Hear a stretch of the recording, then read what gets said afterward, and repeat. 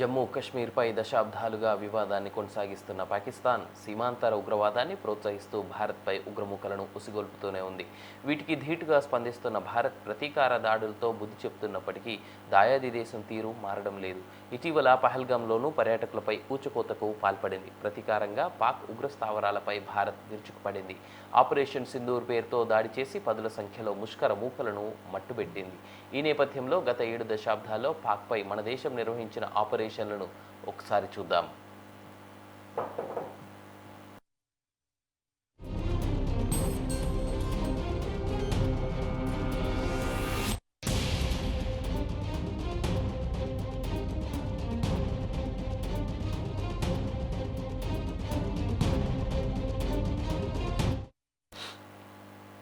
మొదటిది operation Sindoor.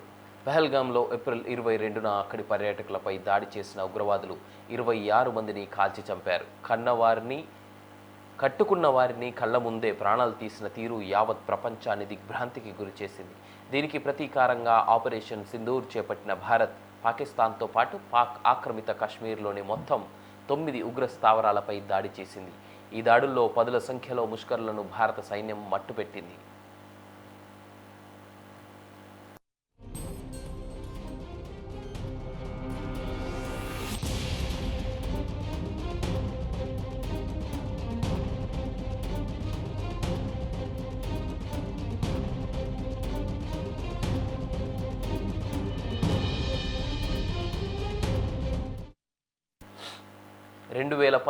Balakot air strike. పుల్వామాలో 2019 ఫిబ్రవరి 14న సిఆర్పిఎఫ్ సిబ్బందిపై దాడికి తెగబడిన ఉగ్రవాదులు 40 మంది సైనికులను పొట్టన పెట్టుకున్నారు. జైషే మహమ్మద్ ఈ దాడులు చేసినట్లు ప్రకటించుకుంది.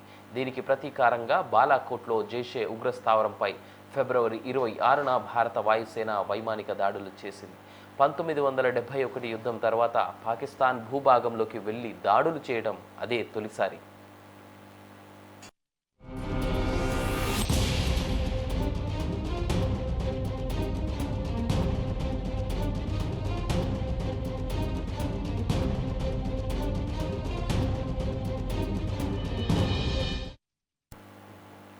2016 సర్జికల్ స్ట్రైక్. 2016 సెప్టెంబర్లో జమ్మూ కశ్మీర్ ఉరీలోని భారత సైనిక స్థావరంపై మిలిటెంట్లు దాడులకు తెగపడి 19 మందిని చంపేశారు.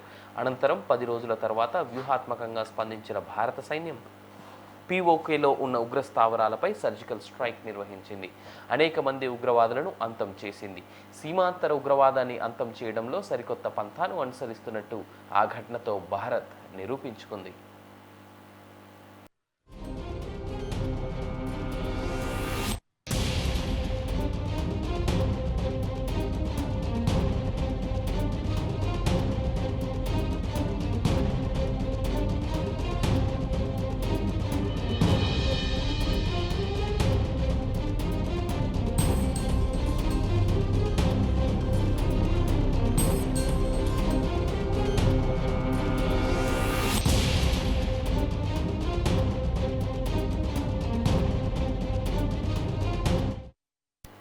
పంతొమ్మిది 1999లో కార్గిల్లో ఆపరేషన్ విజయ్.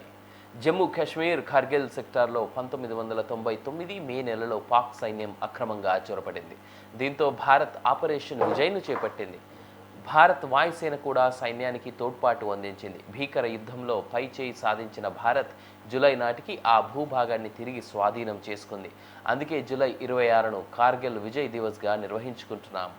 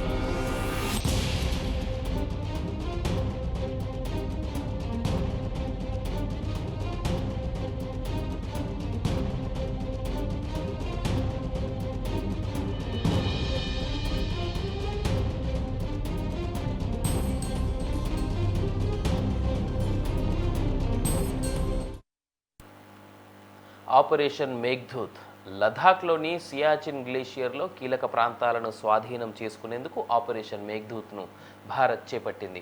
సాల్టో రిడ్జైల్పై పైచేయి సాధించిన భారత బలగాలు ఆ ప్రాంతంలో శాశ్వత స్థావరాన్ని ఏర్పాటు చేశాయి. అత్యంత ఎత్తైన ప్రదేశంలో ఆ యుద్ధభూమి భారత్కు ఓ వ్యూహాత్మక కేంద్రంగా మారింది. ఇప్పటికీ అక్కడ మన బలగాల గస్తీ ఉంటుంది.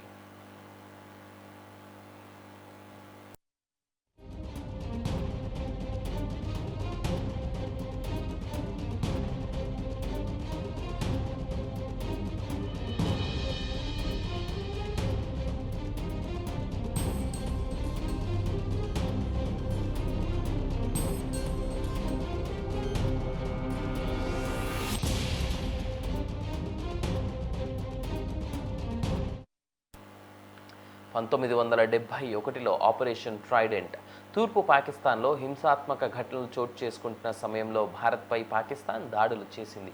ఇది కాస్త ఇరు దేశాల మధ్య యుద్ధానికి దారితీసింది. అదే సమయంలో 1971 డిసెంబర్ 4న కరాచీ నౌకాశ్రయం లక్ష్యంగా భారత్ నౌకాదళం ఆపరేషన్ ట్రైడెంట్ చేపట్టింది. రంగంలోకి దిగిన భారత్ క్షిపణి బోట్లు ఊహించని రీతిలో పాక్ నౌకాదళ ఆస్తులు, ఇంధన నిల్వలను ధ్వంసం చేశాయి. ఆ యుద్ధంలో భారత్ నౌకాదళం ఆధిపత్యం కనపరిచింది. చివరకు బంగ్లాదేశ్ ఏర్పాటుతో ఆ యుద్ధం ముగిసింది.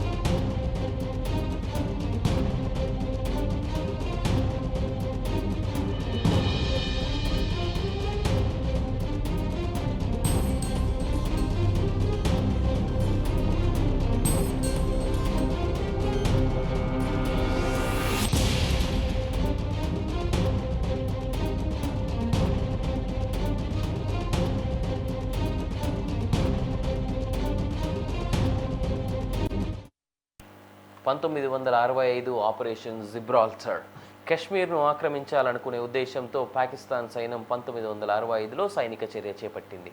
పాక్ సైనికులు, తిరుగుబాటుదారులు మారువేషంలో కశ్మీర్లోకి చొరపడేందుకు చేపట్టిన కోవర్ట్ ఆపరేషన్ ఇది. దానికి ఆపరేషన్ జిబ్రాల్టర్ పేరు పెట్టారు. దీనిని భారత సైన్యం ధీటుగా తిప్పికొట్టింది. ఇరువైపులా భారీగా ప్రాణ నష్టం జరిగింది. భారత్ పాక్ మధ్య రెండో అతిపెద్ద యుద్ధానికి దారితీసింది. ఐక్యరాజ్య సమితి నిర్దేశించిన కాల్పుల విరమణ 1966లో తాష్కెంట్ ఒప్పందంపై సంతకాలు చేయడంతో ఆ ఘర్షణకు ముగింపు పడింది.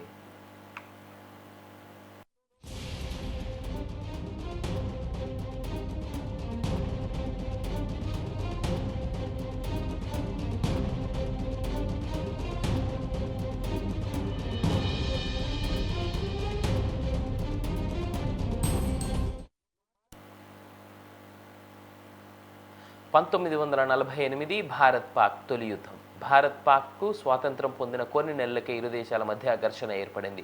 దీన్నే మొదటి కశ్మీర్ యుద్ధంగా పేర్కొంటారు.